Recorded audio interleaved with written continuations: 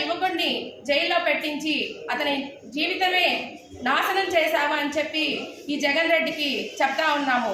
కానీ ఈరోజు మేము చెప్పేది ఏంటంటే తెలుగుదేశం పార్టీ తరఫున ఒకటే డిమాండ్ చేస్తూ ఉన్నాం జగన్మోహన్ రెడ్డికి, నువ్వు ఖచ్చితంగా కోర్టుకు వెళ్ళి సాక్ష్యం చెప్పి దళితుడైనటువంటి ఒక దళిత యువకుడైనటువంటి కోడికత్తి శ్రీనుకి న్యాయం జరిగేలా చూడాలి అని చెప్పి చెప్తా ఉన్నాము. లేదంటే నువ్వు సాక్ష్యం ఎందుకు చెప్పట్లేదు అనేది ఈసారి ప్రతి ఒక్క ప్రజలు కూడా గమనిస్తూ ఉన్నారు.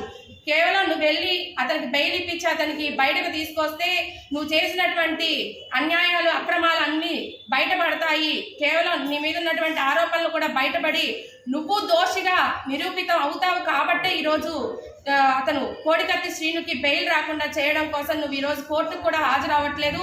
కానీ ఖచ్చితంగా రాబోయేది తెలుగుదేశం పార్టీ ప్రభుత్వమే. తెలుగుదేశం పార్టీ అధికారంలోకి రాగానే నీ మీద ఉన్నటువంటి ఆరోపణలు కానీ నీ మీద ఖచ్చితంగా రుజువు చేస్తామని చెప్పి ఈ సందర్భంగా తెలియజేస్తా ఉన్నాం.